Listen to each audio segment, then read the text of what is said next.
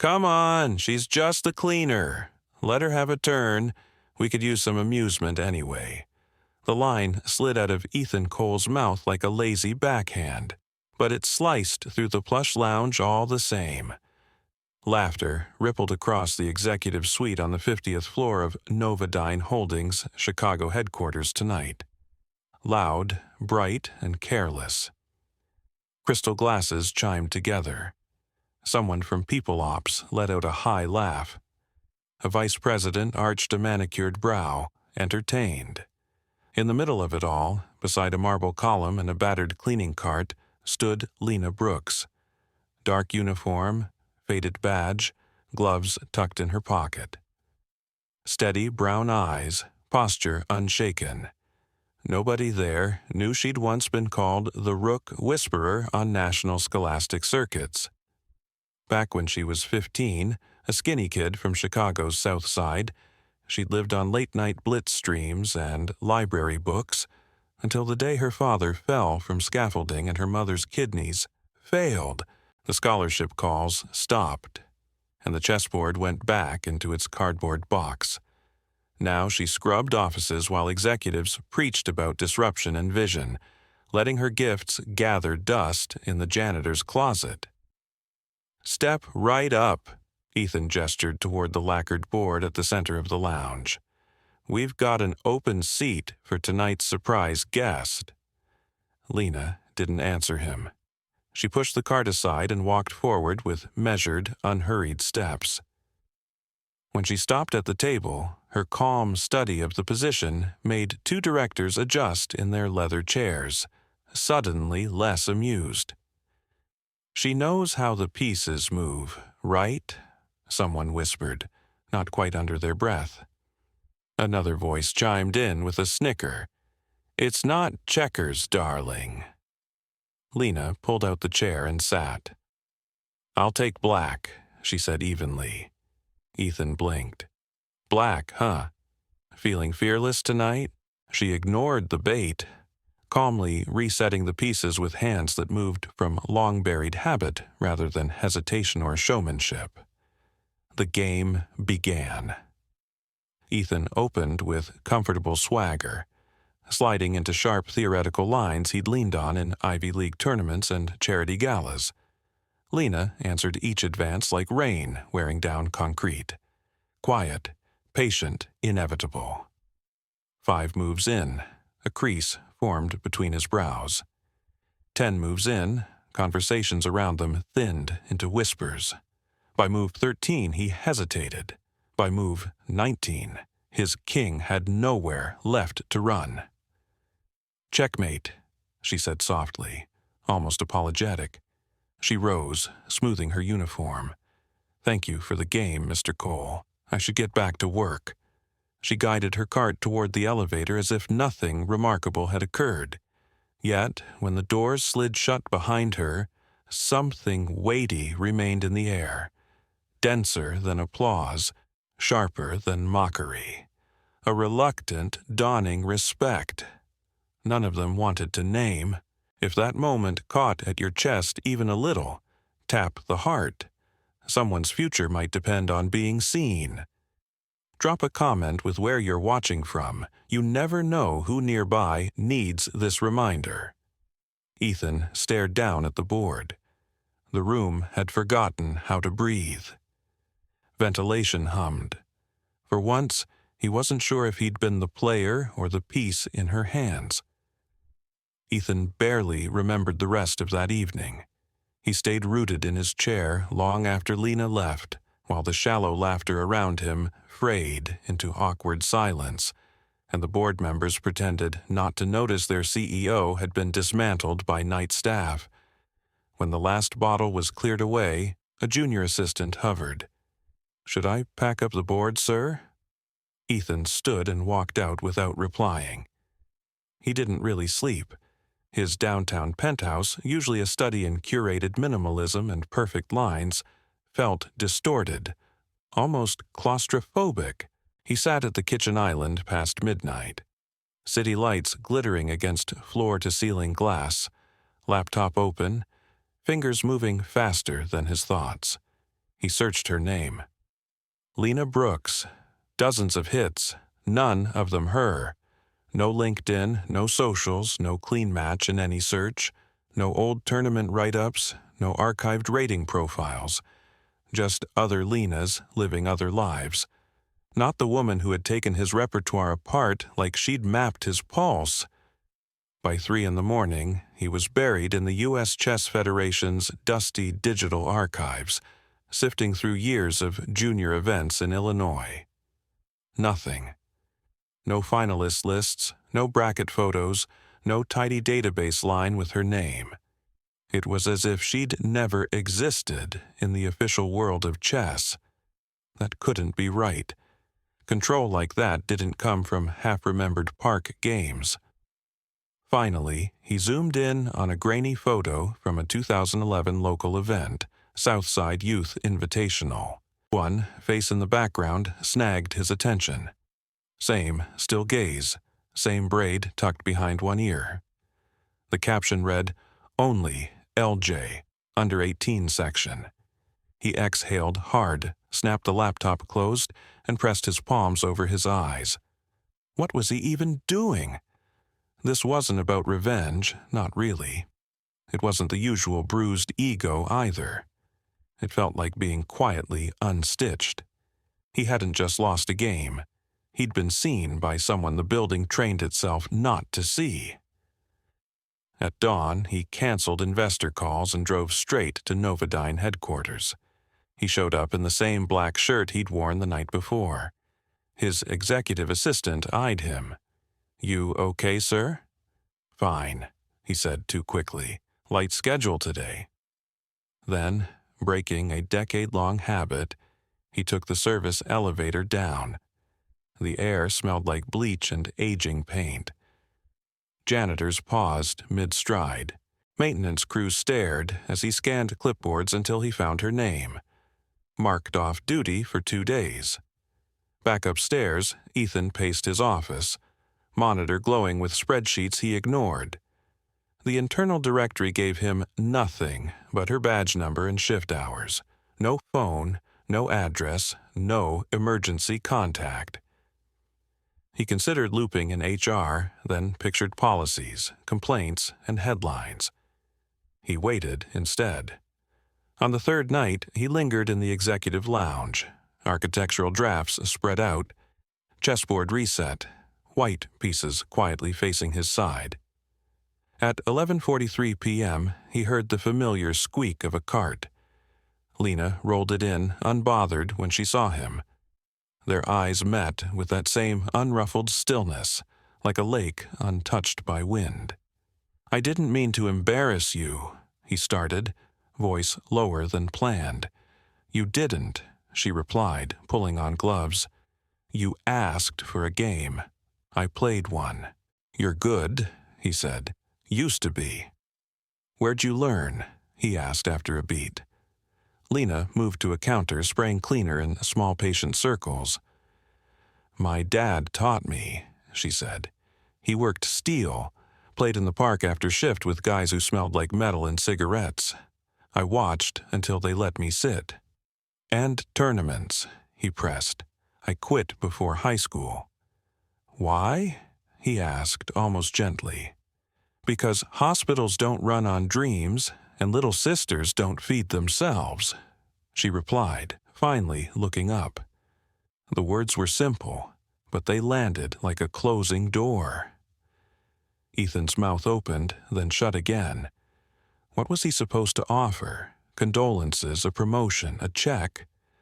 She turned back to her cart, rearranging supplies with the efficiency of someone who had long ago stopped expecting rescue. "Play again," he said quietly. "Not as a spectacle, just for me." She hesitated. "No crowd, no jokes, no cameras," he added. "Just us." Silence stretched like a held breath. Then she walked back to the table, pulled Black toward her and sat. "If you open with that smug king's gambit again, I'm flipping the board," she murmured. Ethan actually laughed and took his seat. They played. This time, she didn't go straight for his throat. She let positions simmer, steering him into complications he didn't see coming. 34 moves later, they reached a balanced ending neither could crack. "I should mop before the wax dries wrong," she said, rising. "You're the most disciplined player I've faced," he admitted. "Discipline's easy when everything else in your life is chaos," she answered. As she pushed the cart toward the door, he called after her. "Lena." She paused, glancing back over her shoulder. "I'd like to play again," he said. She studied him for a heartbeat, then nodded once. "Then leave the board set." And just like that, she disappeared down the hallway. This time, Ethan wasn't left stung. He was left strangely humbled and far more curious. Ethan didn't mention Lena to anyone. Not the board, not his assistant, not even the therapist he met twice a month, mostly to prove he was working on himself. He didn't need to explain it aloud to feel the shift. For a man who'd built an empire on metrics, market share, and polished statements, that unquantifiable change rattled him more than any downturn ever had. Every night for the next 2 weeks, he stayed late in the lounge. Not every shift brought a game. Some nights, Lena cleaned in silence while he pretended to review design specs or nursed a drink. She didn't linger near him, but she didn't avoid the room either. A fragile routine formed, a shared quiet between corner office power and near-invisible labor, held together by nothing but proximity. When they did set up the pieces, something wordless crackled between them. Not romance, not office gossip fodder, something sharper, like two minds tracing each other's outlines through tactics and sacrifice. Her style wasn't flashy but ruthless when it counted, merciful when it didn't. One match, with the room smelling faintly of floor wax, Ethan finally asked the question that had been nagging him. "Why are you still here?" "You mean this job?" she said, pausing with a night between her fingers. "Yeah," he replied. "This." She set the piece down carefully. "Because it pays rent. Because steady beats risky when you've already lost too much." "You could be somewhere else. Teaching, competing, anything," he insisted. She met his gaze. "Not everyone gets second chances hand-delivered in crystal tumblers and mahogany boardrooms, Mr. Cole." He didn't argue. There was nothing he could say that wouldn't sound hollow. Later that night, when the lounge was empty again and the board reset, Ethan sat staring at the chair she'd just vacated. Some part of him wanted to help, truly, not from guilt or image management, but from respect, maybe even obligation. But he knew she'd never accept anything she hadn't earned herself. 3 days later, he did something his calendar had never seen. He left at 4:30 p.m., drove himself, no driver, no calls, to Chicago's South Side. The neighborhood was the same one Novodyne once promised to revitalize with a gleaming community hub, then quietly forgot. Pavement buckled in waves. Streetlights flickered out too early. The old rec center near 53rd looked like paint and funding had both run out years ago. The moment Ethan pushed through the cracked glass doors, he heard it. The soft clatter of plastic pieces sliding across scarred boards. He followed the sound to a corner where Lena crouched beside a wobbly table, explaining how to guard a backward pawn to a boy missing his front teeth. He watched from a crooked support beam as she turned complex ideas into stories the kids devoured like candy.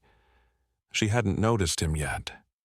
For a few precious minutes, Ethan just stood there, leaning against the beam, watching her move in the one space that seemed built for her. Not to survive or impress, just to teach.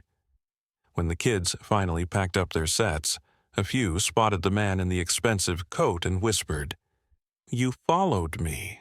Lena asked, rising slowly. "I asked around," he admitted. "They said you volunteer here every Saturday," he added. You stalk all your opponents like this, she asked, one corner of her mouth twitching. Only the ones who make me rethink everything I know about strategy, he said. She didn't laugh. Why are you really here, Ethan? Lena asked, crossing her arms, rec center noise fading as the kids spilled out into the parking lot. Because you deserve a real stage, and this place, while good, can't be where it ends, he said. Don't, she cut in quietly. Don't show up with donations and easy fixes dressed up as charity. I don't need your last name on a plaque. He held her gaze. Then, let's talk about something without my name on it. He unfolded a flyer from his coat and handed it over. It was for the upcoming Chicago Open, dates and prize funds printed in bold. I'm not competing, she said immediately. I'm 33. I clean offices at night. I haven't trained in over a decade. You train every time you sit across from me, he replied. Me? She shook her head. That's not the same, Ethan. Casual boards and real tournaments live in different universes. What if I told you I already registered us both? He asked. Not under Novodyne, just initials. No one will know. She stared. You registered me without asking? I did. I don't need a sponsor, she snapped. I'm not your sponsor, I'm your student. If you say no, I withdraw too. Don't tell me you're not even curious. She folded the flyer slowly, thinking.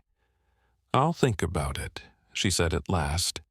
But only if we train the same way. No private coaches, no fancy setups. I play where you play, equal ground. And if I win, you stop treating me like some equation you're trying to solve, he nodded. And if I win? Lena slipped the flyer into her jacket. Then you'll understand why winning isn't always enough. That night, back at the office, Ethan had the fragile glass and ivory set removed from the lounge and replaced with a scratched wooden travel board he'd overnighted from the same supplier community centers used.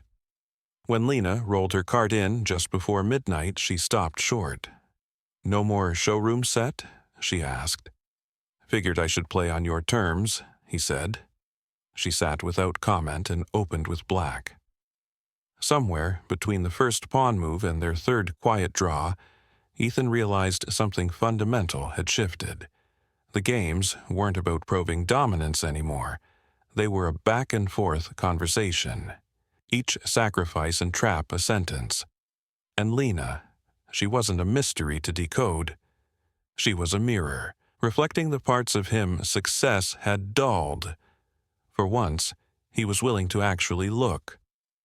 The rumors were inevitable. First came the passing comments at the espresso machine. He's been staying late a lot, someone from marketing murmured. I heard he's mentoring some staffer after hours, another added. Eventually, the story found its villain, the night cleaner.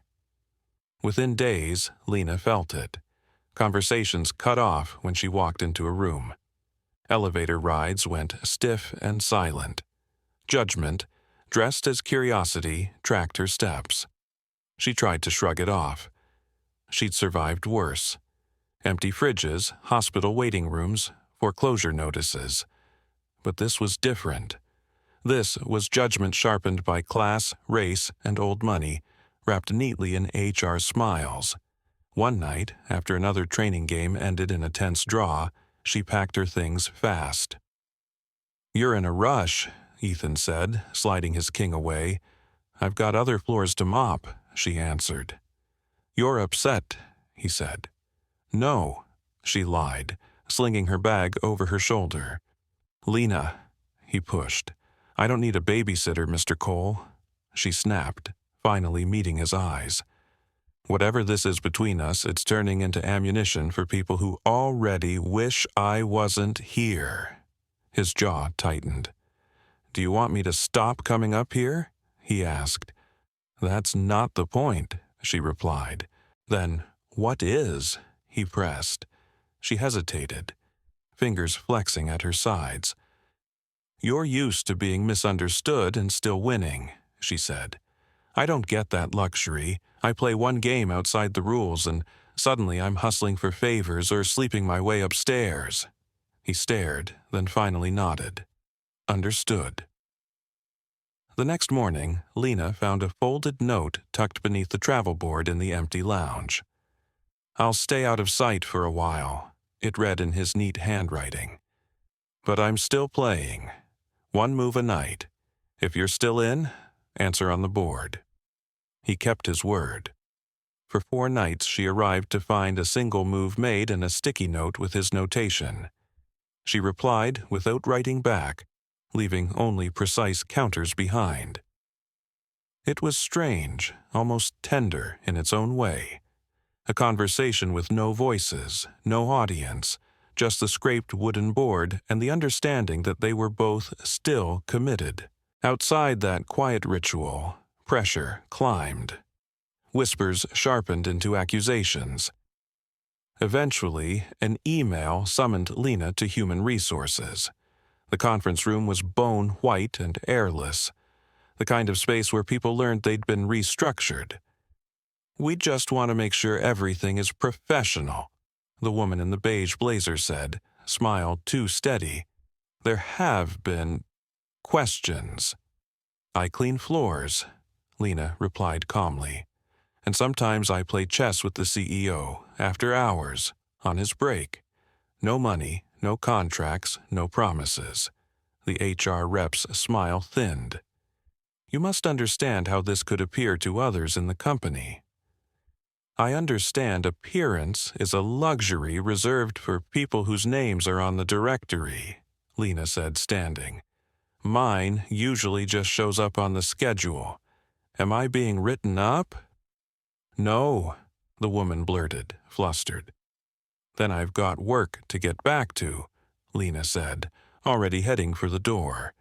She didn't wait for a dismissal. The fluorescent hallway outside felt somehow harsher than before. That night she almost skipped the executive floor, tempted to trade shifts, but habit, or maybe stubbornness, pulled her back. When she stepped into the lounge, the board was already mid-game. A wild queen sacrifice blazed in the center. She couldn't help a brief smile. So he was paying attention. She played the right defense and left a note. "Nice try. Your diagonal was cracked 3 moves ago." The next day, Ethan convened a closed-door meeting with his board. They arrived expecting restructuring plans and growth forecasts. Instead, he slid a single page across the table. Community Initiatives Directive, Southside STEM, and Chess Pilot. One director lifted a brow. "You want to divert funds to after-school chess and mentorship?" Ethan's tone was flat. "We promised this neighborhood something. It's time we deliver something real." "And the optics?" another board member asked. "Given the rumors?" Ethan met their eyes. "The optics are simple," he said. "We become the company that actually backs its talking points. Talent doesn't always show up in a tailored suit with a corner office. Sometimes it walks these halls pushing a mop." The motion passed by a narrow margin, more from curiosity than conviction. 3 days later, a woman in a sharp green suit appeared at the rec center, portfolio in hand. She introduced herself as a representative of the Novodyne Foundation. "We'd like to support your Saturday program," she said. "Equipment, transportation, new boards, no conditions, anonymous benefactors." Lena narrowed her eyes. This wouldn't have anything to do with the tall guy who insists on playing white, would it? The woman smiled. That evening, Lena headed back to the executive lounge. Ethan was already there, standing instead of sitting, hands laced behind his back like he was awaiting a verdict. She walked to the board, made her move, and sat. "So you're starting the game this time?" he asked. "Figured I've let you lead long enough," she said. I had nothing to do with that donation, he blurted. Of course you didn't, she said dryly, eyes never leaving the pieces. I didn't want to disrespect your pride, he tried. It's not pride, Ethan. It's proof.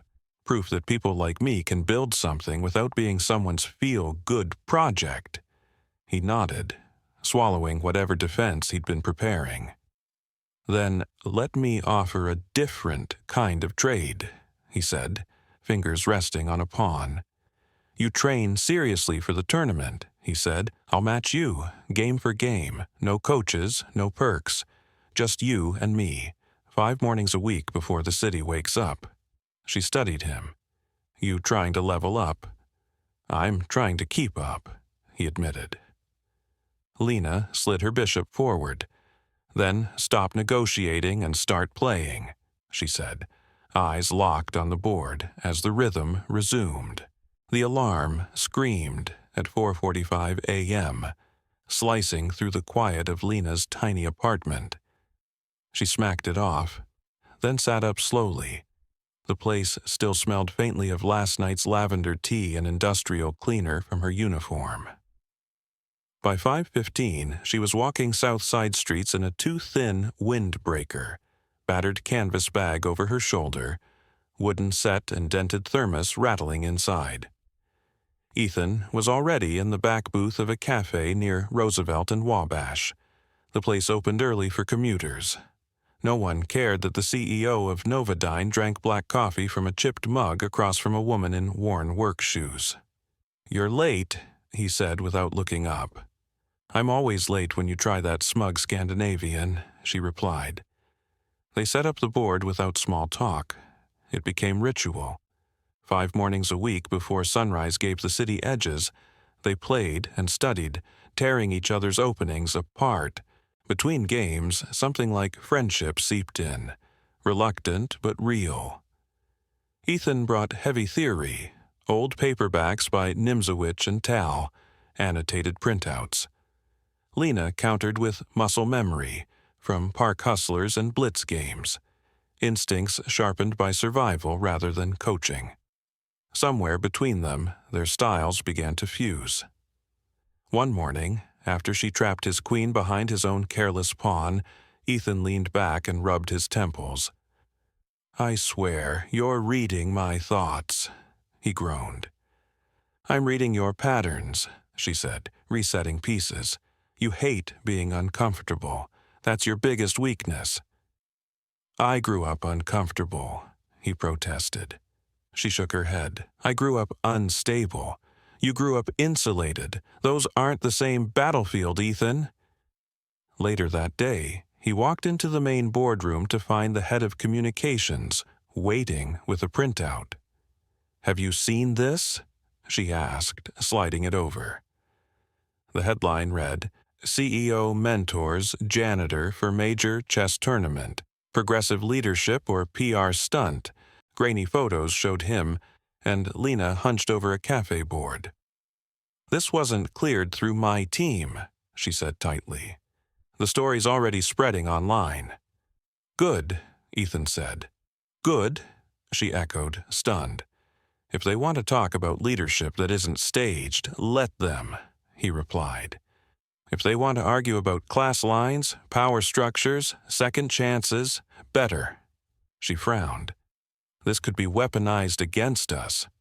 "Let them try," he said, gathering the pages. "At least this story started with something true instead of a campaign brief." Meanwhile, Lena was staring down a different kind of storm. Someone had slipped a folded sheet of paper into her locker at work. No name, no flourish. Just 3 block printed words. "Know your place." She crumpled it slowly. Not out of fear, but anger. The low, simmering kind that waits, collecting interest, until it explodes at the worst possible moment. The next morning at the cafe, she arrived 5 minutes early, eyes ringed and sharper than usual. Her moves came fast, almost violent, pieces landing with tiny thuds. "You're swinging today," Ethan remarked after dropping a rook. "Big night?" "Just tired," she said, jaw clenched. He recognized the lie but didn't push.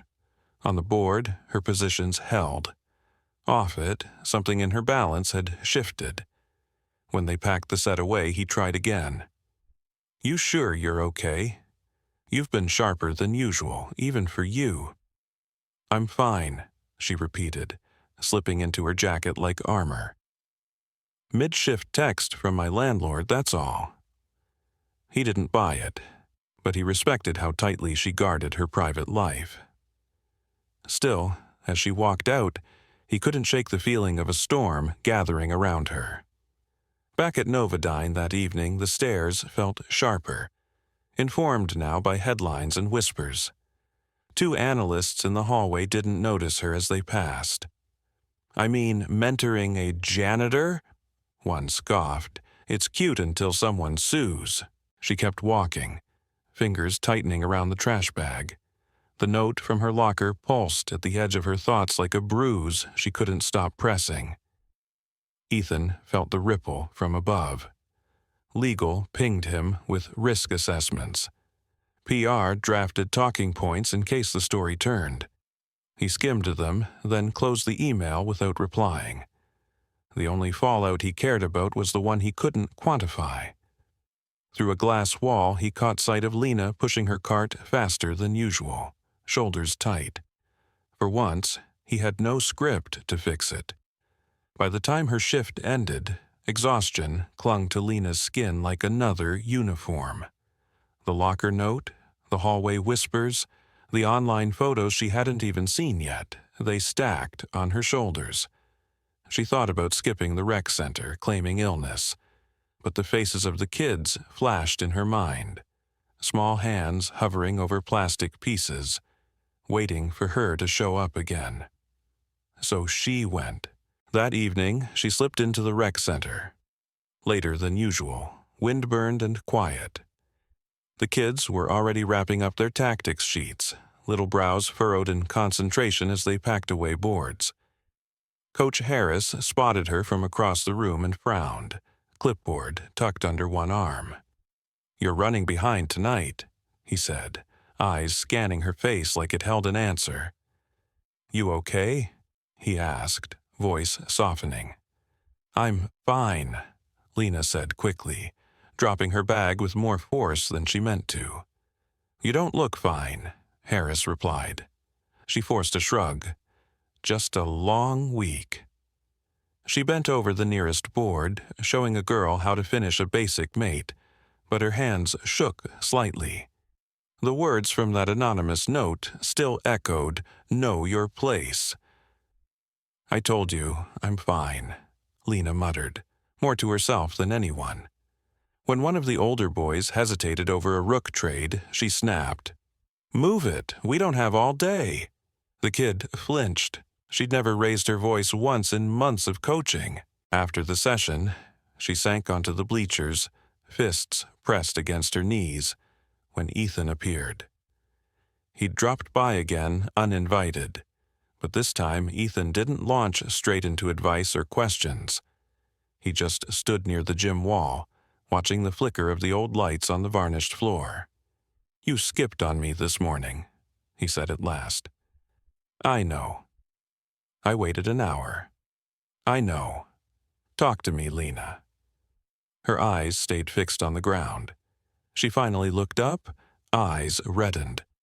"You don't get to ask me to open up," she said, "when you can walk into any room and people listen before you even speak." He frowned. "What happened?" "I got a note." "What did it say?" "Doesn't matter."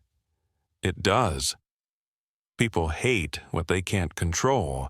You're used to being liked. I'm used to disappearing, except now I'm visible for the wrong reasons." Ethan went quiet, the gym echoing with distant bouncing balls from another class. "I don't want to be your storyline," she said, "your comeback narrative, your miracle headline." "You're not," he answered. "Then why does it feel like every time I move toward the light, I'm standing in your shadow?" His features softened. "Then step out of it, Lena. You really think this is about me polishing my image?" Ethan asked. I'm trying to get sharper because of you, not through you. You're not the footnote here, I am. Some of the anger left her shoulders, though the heat in her gaze remained. The tournament's in 3 weeks, she said. I need distance. I need to concentrate. For once, on myself alone. Ethan nodded slowly. Then I'll see you across a board, he said. No more early morning cafe sessions. No more candid pictures for strangers to spin. She grabbed her bag and started for the exit. At the door, she paused. If I win, clap like I'm nobody to you. He smiled. And if you don't? She didn't answer. They both knew. The tournament venue pulsed with quiet nerves, the kind that didn't need noise to feel deafening. A refurbished hotel ballroom downtown, beige walls, buzzing fluorescents, rows of metal chairs and vinyl-topped tables bearing regulation sets and plastic clocks. A banner announced Chicago Open Chess Classic, hosted by the Illinois Chess Association. Near the doors, Lena gripped her badge, simple blouse, pressed slacks, scrubbed sneakers. Around her swirled grandmasters in crisp blazers, teen phenoms glued to prep apps, middle-aged regulars shifting bifocals, and weekend warriors talking openings too loudly. Lena felt simultaneously out of place and exactly where she was meant to be. Across the room, Ethan slipped in wearing a gray hoodie and jeans, just another name on the pairing sheet. He didn't approach, only inclined his head. She mirrored it. Lena's opening opponent was a mid-board club player from Evanston who clearly thought he was slumming it. He flashed her a patronizing smile and tried to chat about how brave she was for entering. She answered with a nod and the Sicilian. 27 moves later, he was staring at a mating net he'd never seen coming while she calmly signed the score sheet and walked away. Her second-round pairing was tougher. A young woman with wired headphones and a Blitz addict's rhythm. The girl hurled pieces forward with reckless aggression, trading everything that moved, trying to drag Lena into chaos. Instead, Lena slowed everything down. She tightened her structure, broke the attack's spine, and nursed a small advantage until the other woman's clock crashed to 0 with one last panicked glance. By the close of day 1, she hadn't dropped a single game. Still, the commentary trailed her like cigarette smoke. Near the snack table, she passed 2 spectators. "Isn't that the custodian from that Novodyne article?" one murmured. "She's not really self-made," the other replied. "She's got backing. You know how those stories get curated." Lena kept walking. They weren't erasing her this time. They were revising her. On the far side of the hall, Ethan wrestled with his own brackets. He focused on steady, principled chess, won a couple, dropped one painful loss, split a pair of draws. But rating points weren't why he was there. He wasn't hunting another achievement for his bio. He was trying to understand who he became when he wasn't the most powerful man in the room. After her last game of the day, Lena slipped into the hotel lobby just to breathe air that didn't smell like sweat and concentration. She hadn't expected to see Ethan leaning against a marble column as if he'd been rooted there for hours. "You were sharp in there," he said. "You looked relaxed." "I played like I had something to lose," she answered. For a moment, neither of them spoke. Tournament staff rolled carts of leftover sandwiches past. "Why are you still hanging around?" Lena asked finally. "Why aren't you home, counting profits?" He studied the patterned carpet. "Because I think this might be the first time I've cared who wins besides me," he said. She squinted. "Okay, maybe the second, ever." Lena dropped onto a lobby bench, setting her bag between her sneakers. "I heard them," she said. Let me guess, Ethan replied, sitting beside her. You're a corporate fairy tale. A distraction from Novadine's sins. Something like that. I can't muzzle them, Lena. I don't need you to, she answered. I just need their version of me not to matter. Then play tomorrow like their background noise, he said. Pretend the whole room's on mute. I plan to, she replied, standing. But you said you cared who wins. You'll clap, right? Like you've never met me. He smiled, lines easing at the corners of his eyes. I'll clap loud enough to embarrass myself, stranger or not. All day if I have to. Day 2 swung by like a pendulum wound too tight. Lena's third-round rival was a former college star known for talking trash between moves. He chose the King's Indian and ran his mouth about her posture, her pace, even her hair. She ignored him, tossed a bishop for a central pawn on move 14, and by move 23, he finally saw the noose. Check, she said, sliding her rook with a soft click. That's not check, he snapped. Look closer. A pause, then a curse as he tipped his king. He refused her hand. That night, the semi-final list went up. Ethan scraping in near the bottom, Lena near the top. As she read, someone muttered, "If she wins, it's because someone wanted her to." Lena spun that sentence around in her head back at the hotel. She lay flat on the too-soft mattress, eyes tracing cracks in the ceiling, unable to shut her mind off. Was she really sprinting toward winning, or sprinting away from the memory of being the girl who always cleaned up after everyone else's victories? Sleep never actually came. Not once before dawn. By the next morning, the hall felt louder, harsher. Cameras clustered near the front tables, reporters hovered, and the air buzzed with final round tension. Ethan settled at board 3 opposite a Latvian technician, famous for squeezing blood from endgames. At board 4, Lena faced a man she half recognized. Tall, expensively tailored, hedge fund energy. He smiled without warmth and offered his hand. "Ready, Miss Brooks?" "Always have been," she replied, shaking it. The clock started. Lena didn't play to make a point or feed a headline. She played so she could breathe. She lured him into lines he thought he'd memorized, then twisted them. Early sacrifices, stubborn defenses, perfectly timed breaks. Each move landed like a drumbeat in a song only she heard clearly. 43 moves later, his carefully manicured position finally collapsed.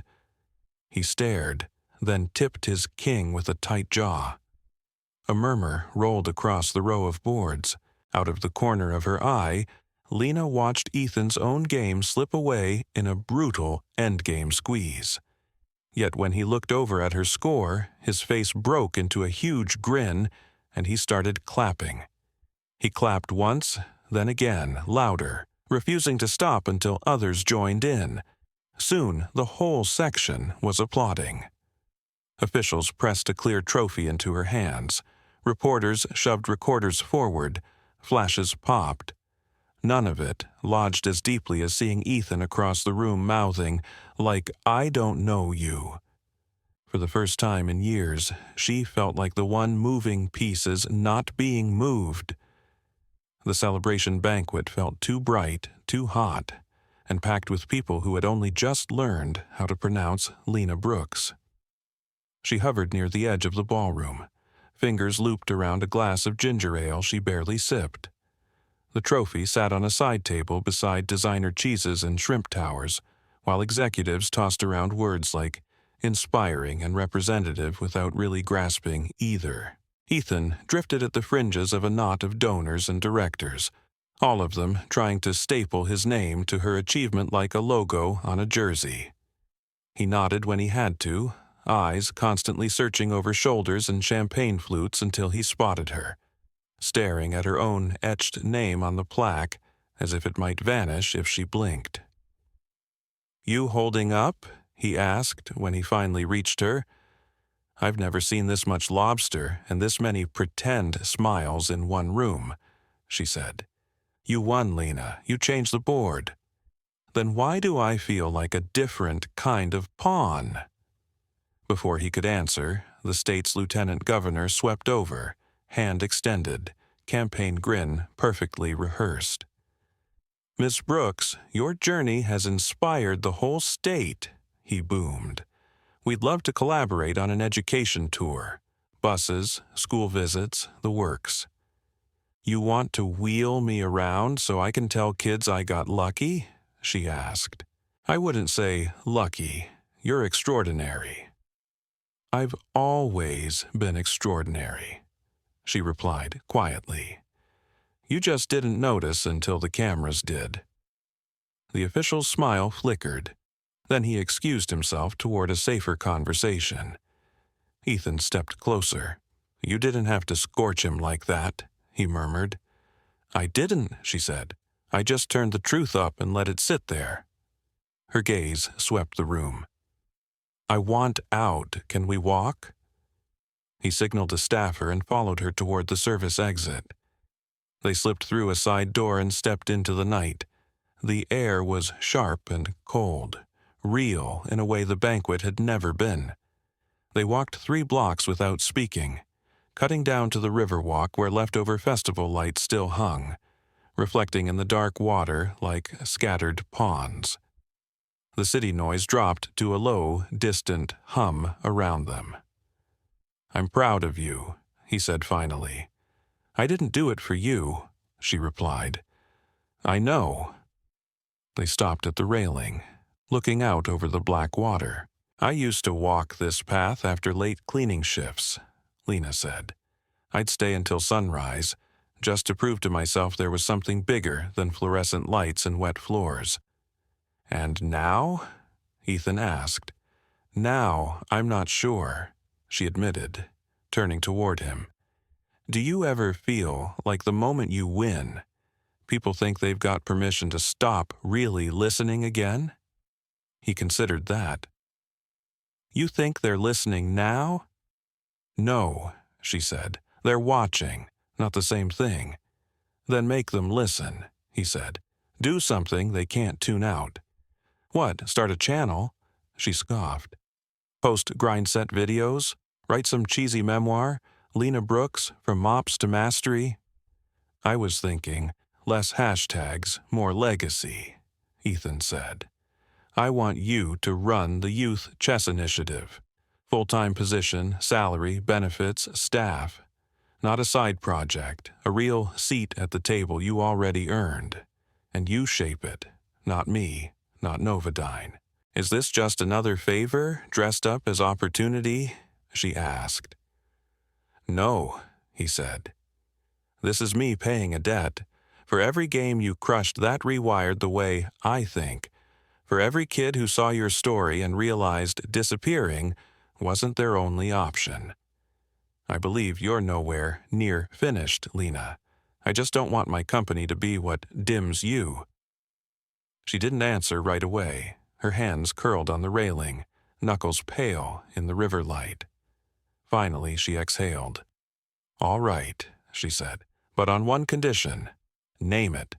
No staged photo ops, no PR campaigns with my face on the homepage, just the work." He held out his hand. "Deal." She shook it, grip firm, sealing something larger than a contract. "You know I didn't play that last game for glory," she said after a while. "I know," Ethan replied. "I played so some girl like me wouldn't be stuck bussing tables in the back while somebody else took credit for her brilliance." "You didn't just win, Lena," he said. "You changed what winning looked like for everyone watching that room tonight." "Don't start getting all poetic on me," she said, a small smile tugging at her mouth. They walked again, city lights winking on around them. "So, what now?" she asked. "Now you teach," he said. "And you?" "I study." She laughed, surprising herself. "You're still awful in cramped positions, by the way." Then I guess I'll need more lessons. That night, Lena went home without the trophy. Let the foundation keep the glass. What stayed with her was the echo of clapping from people who didn't owe her anything. In her small living room, she set a single pawn on the table where her old board used to sit. Not as a servant, not as a sacrifice, but as a starting square. Outside, the city kept grinding, trains shrieking, sirens flaring, strangers arguing over cabs, utterly indifferent to one woman placing a tiny piece on a cheap table. It didn't need to notice. Lena felt it anyway. Tomorrow, the easy part would be over. The speeches, the headlines, the shock. Tomorrow, the slow, relentless game of building something real would finally begin. For her. The gym smelled of floor walks, old wood, and ghosted laughter. It was barely 8 on Saturday, but folding tables already lined the space in neat rows, each crowned with mismatched boards and scuffed plastic pieces. A beat-up speaker in the corner leaked soft jazz while rectangles of sunlight slid across the floor. At the center of it, clipboard in hand, stood Lena. "All right, troops," she called, voice firm and warm. "Pawns to the middle. We start in 10. A buzz ran through the kids, most under 12, legs swinging off metal chairs.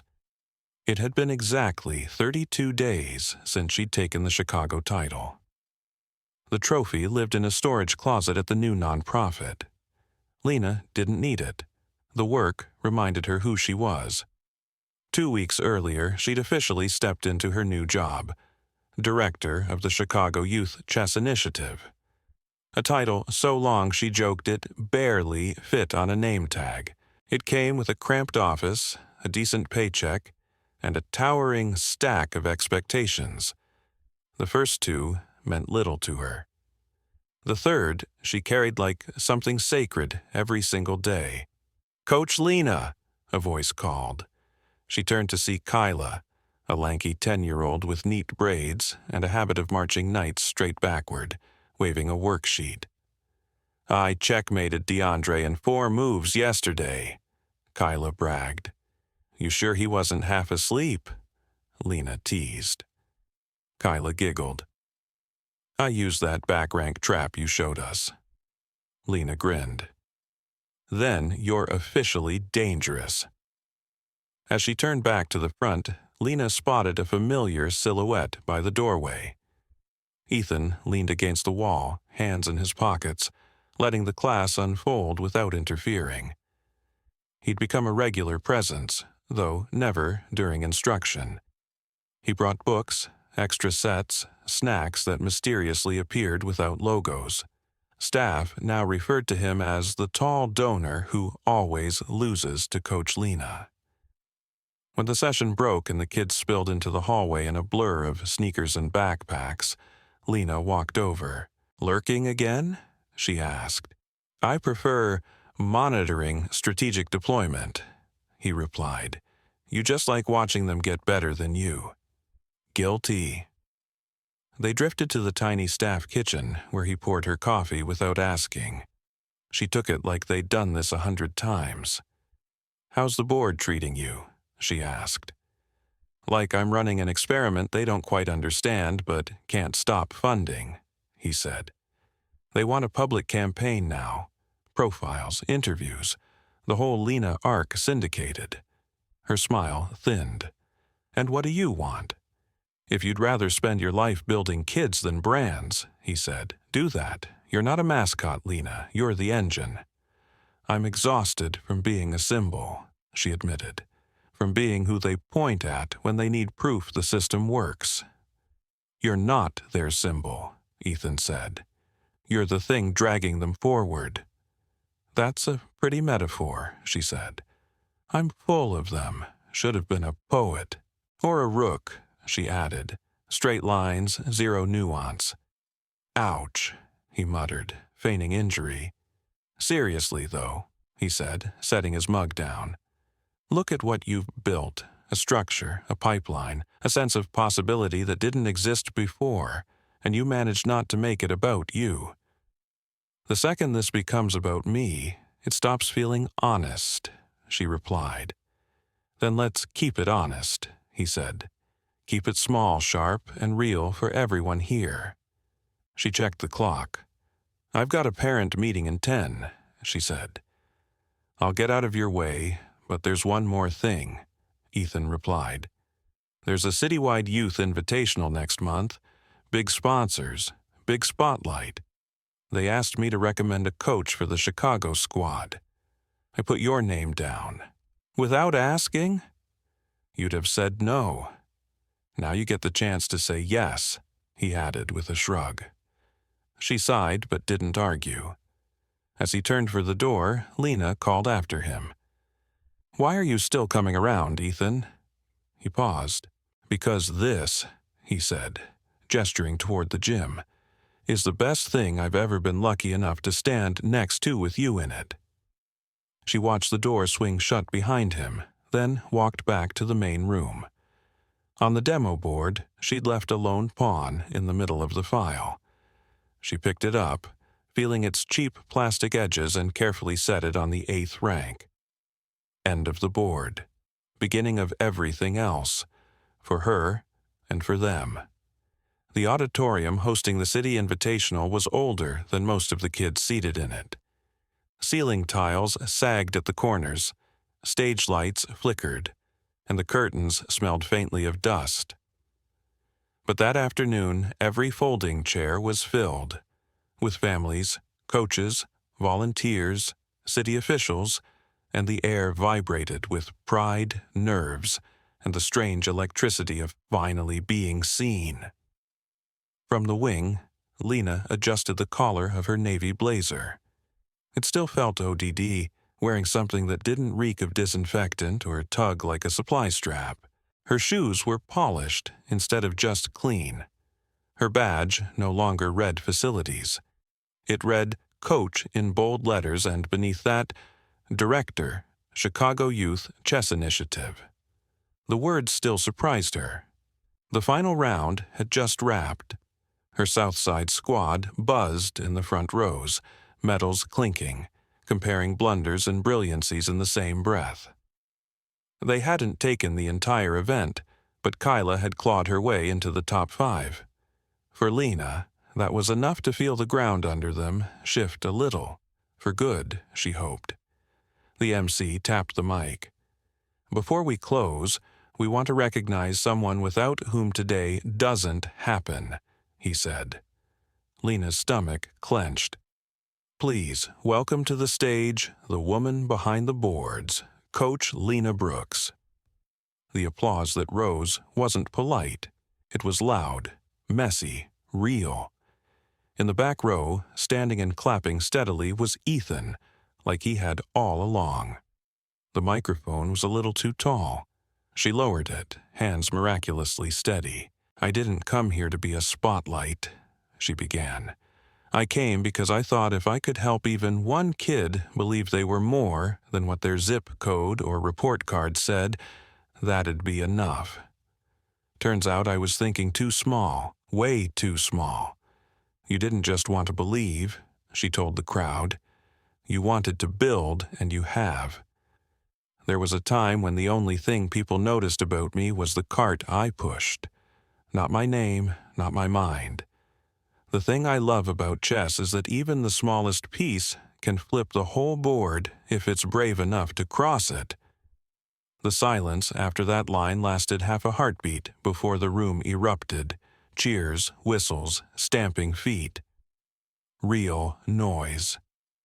Later, slipping behind the curtain to breathe, Lena found Ethan waiting on the steps with 2 paper cups. Figured you wouldn't want champagne, he said. You figured right, she answered, accepting the coffee like it was something stronger for her nerves tonight. They sat on the back stairwell, the muffled buzz of the auditorium on the other side of the wall. You pulled it off, he said. We pulled it off, she corrected.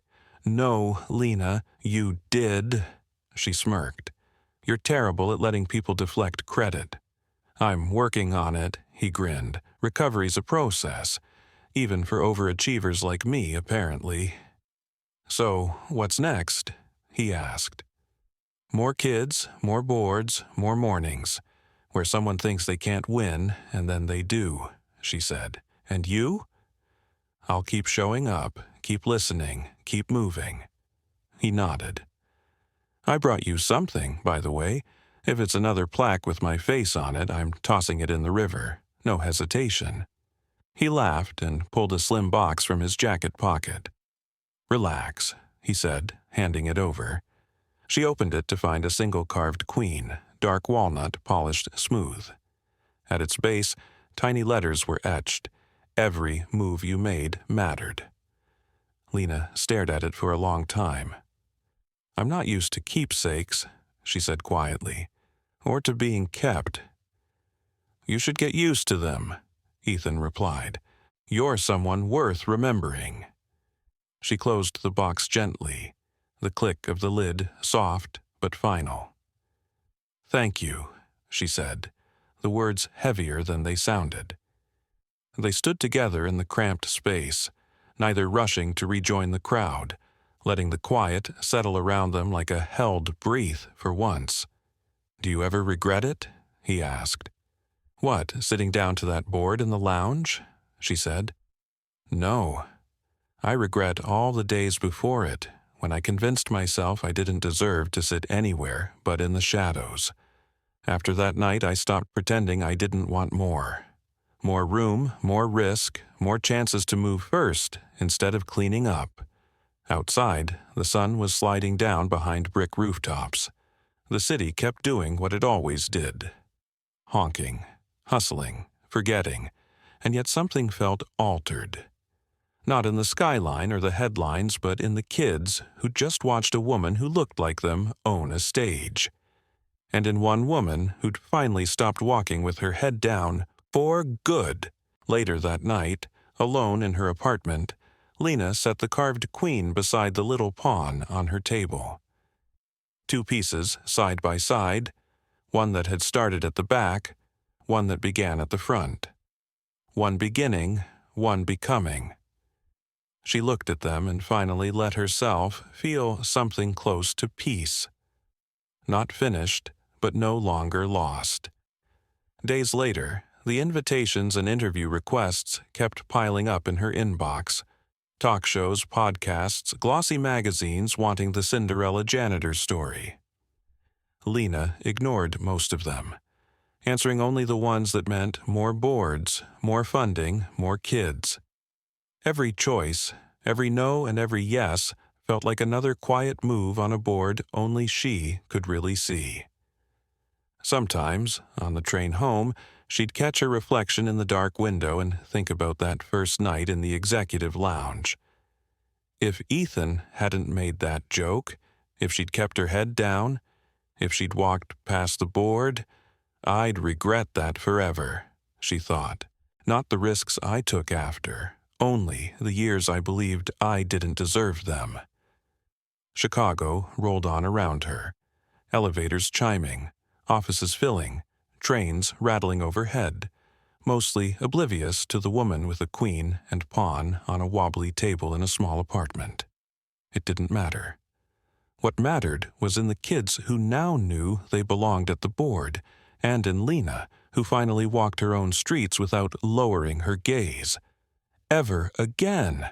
Being seen is a human need, not a luxury. If you're over 65, you probably know exactly how it feels to walk into a room and have people look straight past you. The world rushes around you. Faster phones, newer buildings, younger faces. And yet you, with decades of life behind you, can feel oddly invisible. That's the H at the heart of Lena's story. For years, she pushed a cleaning cart down shiny corporate hallways while executives in expensive suits talked about innovation and disruption. They knew the name of the caterer and the brand of their bottled water, but not the woman scrubbing their floors. Many older Americans have lived that same quiet disrespect. The factory worker whose hands built half the town, the grandmother who raised 3 generations, the veteran stocking shelves at the grocery store.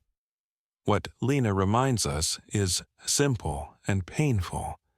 A title doesn't measure a person's worth.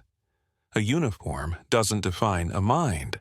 The night she sat down across from Ethan, she didn't ask permission to matter. She just took her place at the board, and in doing so she forced a whole room of people to see what they had been ignoring for years. For those of us in our later seasons, there is a lesson there. Even if people overlook you, your story, your wisdom, and your gifts are still very much alive. You are more than the role others assign you. It's never too late to pick up the pieces you put away. Many older viewers remember a moment when life took a sharp turn. An illness, a layoff, a family crisis, and some early dream had to be packed in a box and shoved into the back of the closet. Lena once dreamed on a cardboard chessboard in a crowded apartment on the South Side. Then her father fell. Her mother got sick, and she did what so many of you have done. She chose responsibility over ambition. Years later, wiping down a conference table, she could easily have stayed in her lane when Ethan mocked her. Instead, she did something small but courageous. She sat down. At 33, long past the age when prodigies are crowned, she opened herself to the possibility that the pieces of her old dream might still fit together. And right across from her, Ethan began his own late-in-life lesson.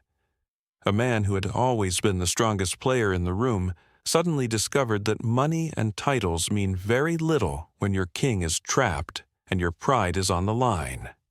He chose to be a student again, to walk into a dingy cafe at dawn and let a night shift cleaner take his game apart and put it back together. If you're listening in your 70s and 80s, that may be the most hopeful part of this story.